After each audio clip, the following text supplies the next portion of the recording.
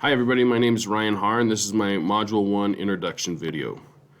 So a little bit about me. I am from Pueblo, Colorado, which is about 2 hours south of Denver. I'm 33 years old. I've been married to my beautiful wife for the past 9 years, and together we have a 5-year-old daughter. I'm a social studies teacher at Dutch Clark Digital, which is an online school here in Pueblo.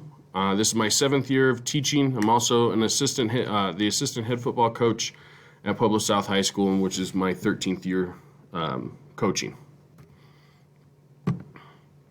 A little bit more about me here is that, again, I'm a social studies teacher at Dutch Clark Digital, an online high school in Pueblo, Colorado. 7th year teaching.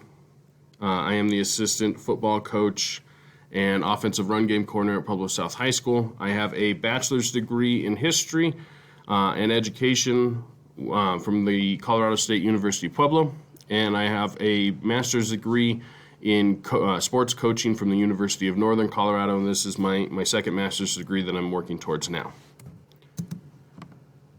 So, the 10 academic activities at my school here, we have Apex curriculum, Canvas curriculum, Reading Plus, Alex Math. These are 4 different online curriculums that we use to provide instruction for our students here.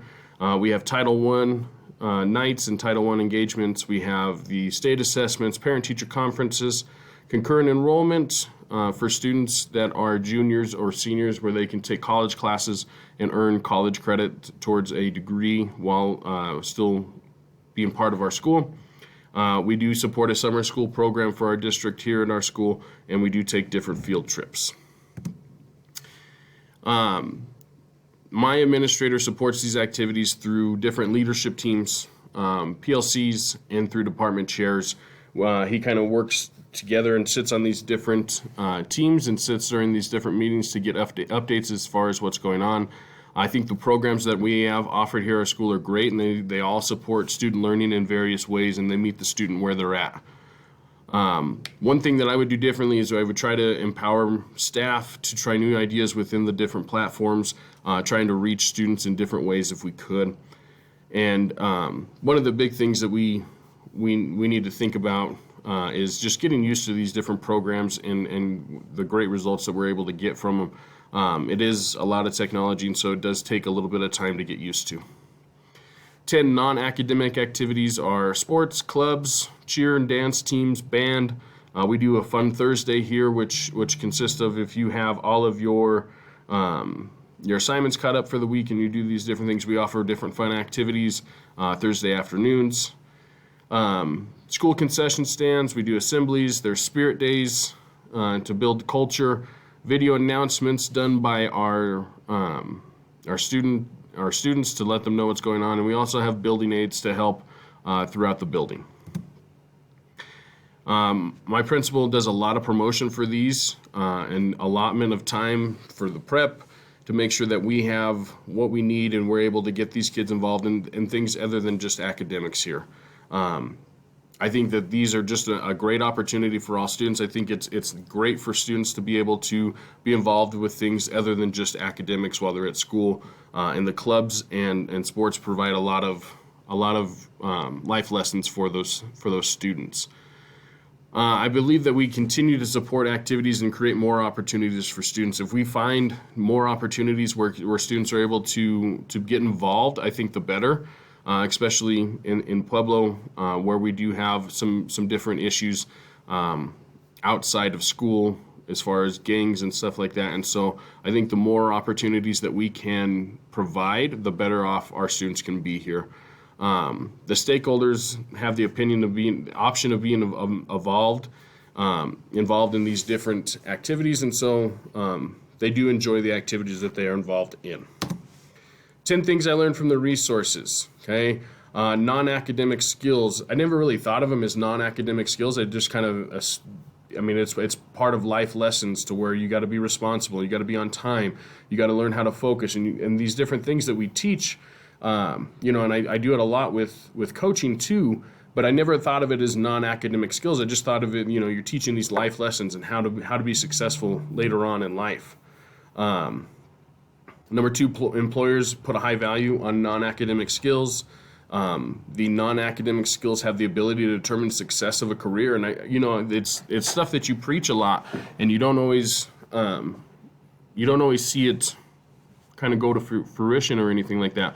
But it is a big part of life and these non-academic skills and leading towards success. Report cards and conferences are the main mechanisms for communicating non-academic skills. Growing up in a healthy home allows students to develop skills to help regulate their emotions. I think that's a really big one, to where kids know how to react to certain situations, how to cope with different things, and it's something that we do need to support in school as well. Soft skills such as writing a letter and showing up on time are valued by employers. Children should understand that they are continually growing and learning, and that's something that we really need to teach as far as being a lifelong learner. You don't just learn while you're in school, but it continues throughout your life, and making sure that you continue to grow and you always have a growth mindset. And I think that's important to teach students that learning doesn't stop when school ends. Just because the bell rings at 3:30, it doesn't mean that you stop learning or you stop applying yourself. You have to continue to work and continue to try and improve and learn something new every day. The lack of non-academic skills affect employment and life well-being. And it all kind of comes together with that here as far as what we've been talking. If you can't show up on time for things, if you can't meet deadlines, if you can't stay focused and do what you need to do, it is going to be a harder life for you. And so teaching these non-academic skills is very important so that our students can grow up and be successful in whatever avenue it is that they choose to go down later in life.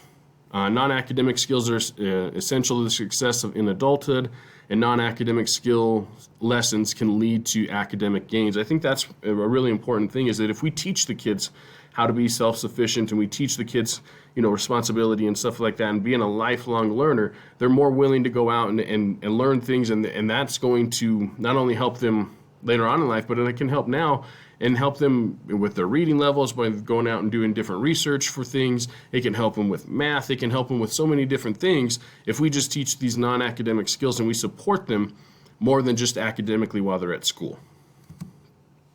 Here's the correlation to the standard for this module, and here are my references.